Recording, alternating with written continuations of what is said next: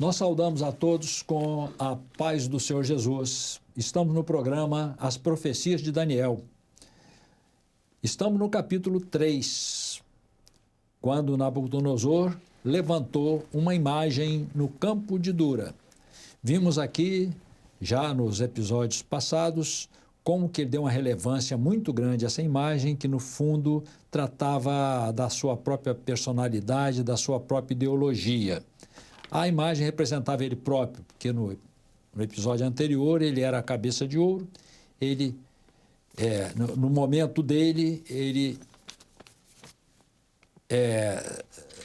erigiu a estátua representativa do próprio.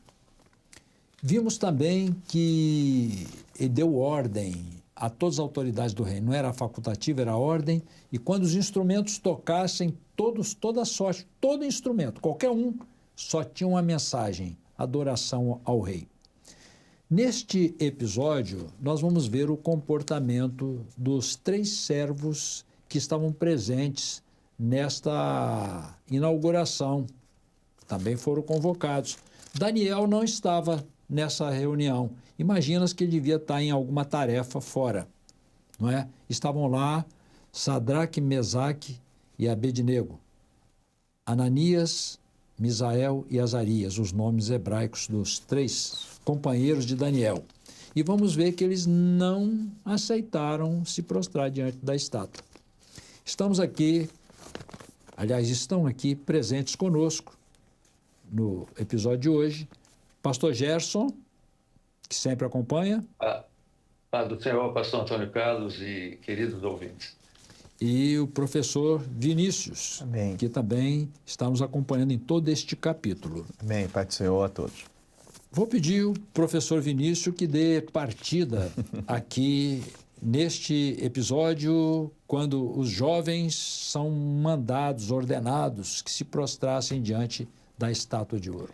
Amém. Nós vamos, então, partir aqui desse momento em que nós temos 3 jovens, 3, então, hebreus, que estão no meio desse reino de Nabucodonosor.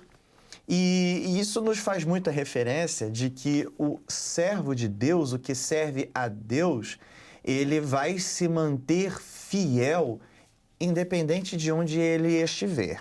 Ele sabe se posicionar. Nós falamos sobre esse projeto, não é? De, digamos assim, de uma globalização assim, no mundo ainda antigo, querendo atrair para um governo diferentes nações. E nesse ponto, nós vamos identificar que Sadraque, Mesaque e Abednego, seus nomes, né? Ananias, Misael e Azarias, os nomes reais, originais, eles foram identificados. O comportamento daqueles jovens ali não é de adorar, não é de venerar a sua imagem. Ou seja, o servo de Deus, ele sofre acusações, mas a fidelidade não muda, independente da circunstância. E isso é muito claro, até mesmo importante para jovens, porque independente de onde estiver, na universidade, em meio a conhecidos, nós nos posicionamos e sabemos como lidar independente das circunstâncias. Então eles discerniram, olha, isso aqui é idolatria. Então o discernimento de espíritos, né, precisa ser um dom espiritual presente na vida dos servos de Deus. Então, a acusação veio e, de certa forma, eu acho que puseram a culpa até no rei, porque eles disseram assim: há homens judeus, estamos lendo o verso 12 do capítulo 3, que diz assim: que tu constituíste sobre os negócios. Assim, Nabucodonosor, foi você mesmo que botou eles como autoridade. Porque, na verdade, esses homens com teor acusatório, eles queriam que esse poder ficasse com eles, não é? Professor Vinícius, nós usamos aqui, pastor Gerson, sempre os apartes que são saudáveis, né? Que ajudam, né? Sim. Agora, olha que coisa interessante, um reino tão vasto, como que o rei Nabucodonosor chegou tão rápido? E pessoalmente, né? Rápido e pessoalmente, né? Porque o controle, aliás, Os reinos objetivam o controle. E o controle não leva em conta quem está a favor, leva em conta os dissidentes. Isso mesmo. E não falta quem vai levar informação para agradar o rei. Exatamente. É só essa parte. Não, é importante, porque nós percebemos com isso que eles entendem, eles discernem o momento e a igreja precisa discernir o momento. Né? Então, quando nós citamos globalização, não é nada contra a globalização. Todos nós, né, podemos vender, prestar serviço fora do país, podemos viajar, não tem problema nenhum nisso. Mas é necessário discernimento. Em algum momento, é algo que não é do Senhor, então eu não participo disso. E diante desse testemunho, esses servos de Deus foram acusados. Então, o texto que diz assim, tu os constituíste sobre os negócios da província, esses homens, ó rei, não fizeram caso de ti, e a teus deuses não servem, nem a estátua de ouro que levantaste adoram. Quer dizer, tocaram até no ego do rei, para que realmente conseguissem com que aqueles jovens fossem destituídos do seu cargo. Aliás, o destino, né, as consequências, os homens não querem se preocupar com as consequências, não. Eles só querem acumular mais autoridade, mais poder, mais influência, que hoje está muito em voga, né? Ser um influenciador. Mas isso é importante, porque então a sentença veio. Aqueles homens, eles se posicionaram sabendo que o destino poderia ser, o Senhor poderia livrá-los da fornalha, mas o Senhor também poderia não livrá-los, mas eles permaneceriam fiéis. Então, lembrarmos aqui, não é, da igreja perseguida, não é? Porque foram levados em cruzes, em arenas, a fogueiras, mas não tornaram atrás, não negaram a sua fé. E hoje nós permanecemos na mesma intenção de testemunho, não negar ao Senhor, mesmo em tempos difíceis, mas vivemos a fé em Jesus Cristo. Então, esse é o panorama agora que fez com que esses 3 jovens fossem lançados na fornalha de fogo. Perfeitamente. Então, nós estamos vendo aqui que havia um castigo severo, um castigo, assim, pena de morte, quem não adorasse a imagem. Olha que relevância Nabucodonosor deu essa imagem representativa dele, né? Por onde se vê que atrás da imagem estava Nabucodonosor. Pastor Antônio Carlos, até lembrar aqui que hoje a forma de castigo severo muitas vezes foi excluído socialmente, né? Você às vezes não participa das coisas que todo mundo participa, eu vou te excluir. Aí exclui de redes sociais, exclui da vida, exclui de grupos de amigos, mas nós precisamos entender o que nós queremos enquanto servos de Deus, né? Permanecer fiéis. Perfeitamente, perfeitamente. Então, Nabucodonosor estabeleceu um castigo de morte para lançar numa fornalha de fogo ardente. Tem-se ideia de como era essa fornalha? Se era um poço? Não parece, porque Nabucodonosor viu os outros andando lá dentro, né? Não se tem ideia de como. Tem ideia, professor? Historicamente, existem 2 propostas. Uma é de que realmente fosse um poço, mas que tivesse uma forma de visualizar de fora, às vezes de um local alto, onde se pudesse ver as pessoas que estavam lá dentro, e outras cercos com pedras e materiais inflamáveis no meio daquelas pedras para que se provocasse uma grande fogueira. Então, eram as 2 propostas que historicamente eram praticadas em povos antigos. E se fosse cercado, devia ter uma passarela para lançar a pessoa lá dentro, né? Porque a passagem fala que os que lançaram, né, eles mesmos não sobreviveram, né? Só o fato de chegar próximo, né? Bom, mas então um castigo fortíssimo para os dissidentes. Quem não adorasse a estátua de ouro seria lançado na fornalha de fogo ardente. Agora, ele ficou furioso com os jovens. Eu vou passar a palavra para o pastor Gerson e depois eu faço o complemento aqui. Tá bem, pastor Antônio Carlos, eu só queria reforçar que era um culto idólatra.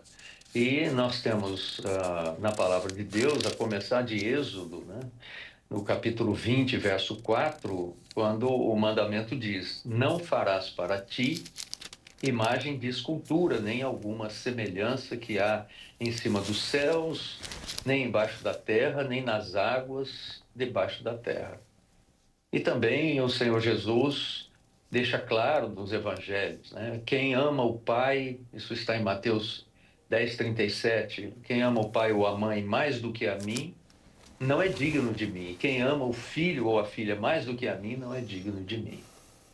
E tem outros textos nos evangelhos, mas eu queria abordar também aquilo que Paulo fala nas suas cartas, né? A idolatria, segundo Paulo, não é apenas uma ignorância, mas é uma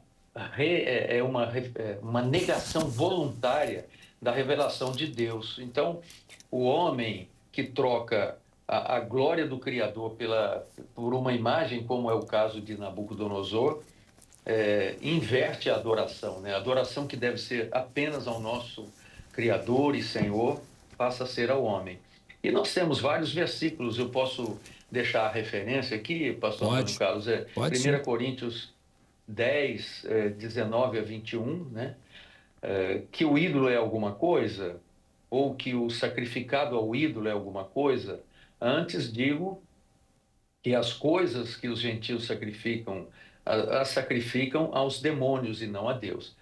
Esse é um texto claro de Paulo sobre a idolatria. Também a idolatria é incompatível com a nossa vida espiritual, né? Portanto, meus amados, fugir da idolatria, em 1 Coríntios 10, 14. E, evidentemente, por que nós devemos fugir? Não é uma questão simplesmente de neutralidade, mas exatamente como fizeram esses amigos de Daniel. É uma posição radical contra aquele culto idólatra e pagão. Então, qualquer objeto ou ideia que toma o lugar do Senhor no nosso coração é um ídolo, né? A gente lembra daquele jovem rico que ele, ouvindo as palavras de Jesus, retirou-se triste porque possuía muitas propriedades. Então, na verdade, a riqueza não é um pecado, mas o amor do dinheiro é a raiz de todos os males. Então, eu queria destacar esse aspecto da idolatria, que certamente o pastor Antônio Carlos vai fazer um complemento nessa abordagem. Perfeito. Atrás da imagem que tinha uma figura espetaculosa, uma figura majestosa, estava Nabucodonosor. Adorando a imagem, estava adorando ele. Então, essa é a figura do adversário. Quando você adora a imagem, que pode ser uma ideologia, pode não ser física. O pastor Gerson chegou a citar alguma coisa. Mas atrás da imagem, atrás da figura, atrás da ideologia, está o adversário. Isso é muito amplo, né? Mas antes de continuar na idolatria, que é muito importante, queria lembrar uma coisa. Olha a intenção da idolatria e de Nabucodonosor. Ele era rei de reis. Falasse assim, a Sadraque, vai lá limpar o banheiro. Ele tinha que ir, era ordem. Ele mandava, Mesaque, vai limpar o quintal, capinar o quintal. Ele tinha que ir. Abidnego, vai limpar o chão do meu palácio. Eles cumpririam, mas ele queria mais do que isso. Ele queria algo que pertence ao nosso foro íntimo, o nosso gostar, o nosso amar, o nosso adorar pertence a nós, pertence ao nosso interior. Ou seja, ele queria mais do que o poder que ele tinha. Ele queria adoração. Ou seja, ele queria a alma. Esse é o objetivo do adversário nas nossas vidas. O objetivo dele é a nossa alma. E os três jovens tinham um bom conhecimento disso, porque eles viveram no reino do Senhor, eles viveram no reino de Israel, eles viveram com os sacerdotes, eles viveram com os levitas que ensinavam a palavra de Deus. Eles tinham experiência, era diferente dos outros, porque os outros, adorar um Deus ou adorar o outro, dava no mesmo. Prostrar diante de um, prostrar diante do outro, era a mesma coisa. Mas para os 3 jovens não era a mesma coisa, porque eles tinham experiência, eles sabiam dos sinais que Deus fez na saída do Egito, eles saíam das maravilhas no deserto. Eles conheciam o templo, eles conheciam o perdão dos pecados, eles conheciam o sacrifício pelos pecados. Então, eles tinham uma noção muito boa, eles tinham uma relação com o verdadeiro Deus. Então, quem tem uma relação pelo verdadeiro Deus, não se prostra perante outro Deus. Então, esse era o caso dos 3 jovens. E ressaltando aqui que Nabucodonosor, ele queria a alma. O adversário, ele tem um objetivo obstinado. Ele quer a alma. E nós precisamos estar preparados como esses 3 jovens. Então o rei disse, apesar de serem altos funcionários do palácio, apesar do rei gostar deles, mas a questão da idolatria, da adoração, é uma questão que passa por cima de tudo. O rei ficou nervoso. O rei ficou furioso com eles. Quer dizer, o homem endeusado é um perigo. Ele mata, ele persegue, não é? Ele faz qualquer coisa porque ele não admite que não seja adorado. Esse é o perigo da idolatria. Nós temos que estar num clamor muito grande por causa disso. E mandou que aquecesse a fornalha 7 vezes mais. Aí nós perguntamos, para quê? Por causa de 3 jovens inofensivos. 3 jovens que não representavam nenhuma ameaça a ele. Mas esse é o homem endeusado. É um espírito maligno que está sobre ele. Por isso, a igreja precisa estar no clamor.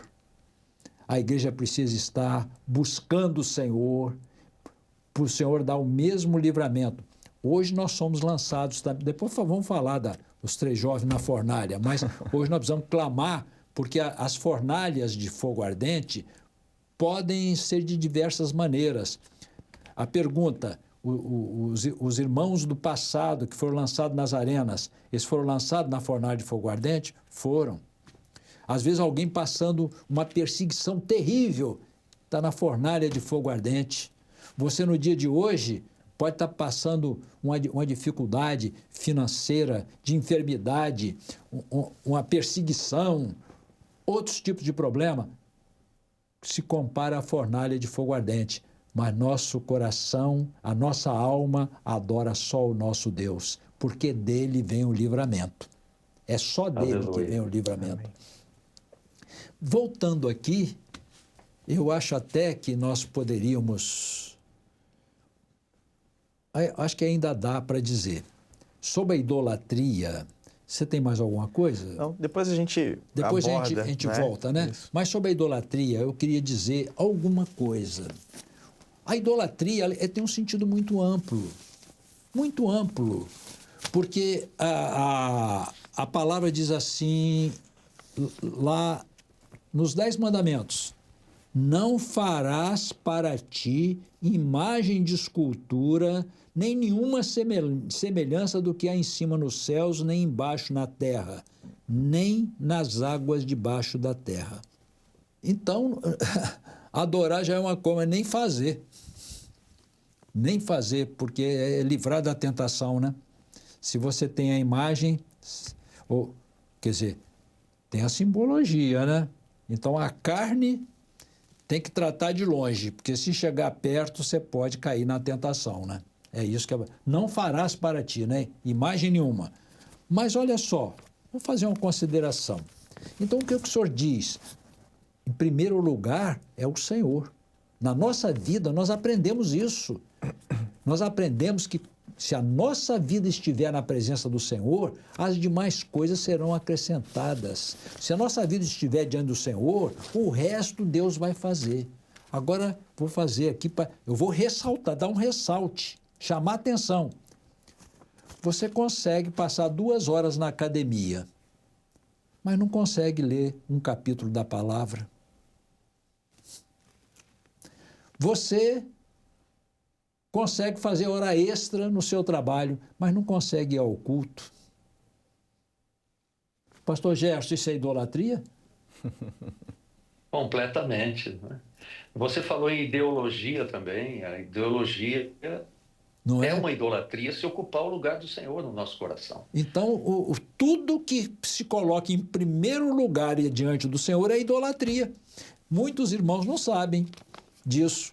Não conseguem ir ao culto, não conseguem ler a palavra, não conseguem orar, porque tem outra coisa tomando lugar.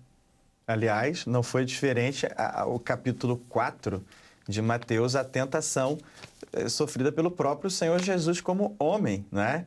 Então, tudo isso te darei se prostrado me adorares. Mas a palavra do Senhor é: ao Senhor teu Deus somente te prostrarás e só a eles darás culto. Então, ao Senhor teu Deus adorarás e só a Ele darás culto. Então, essa é a nossa posição. Primeiro, é o Senhor na nossa vida antes de qualquer coisa. Perfeitamente.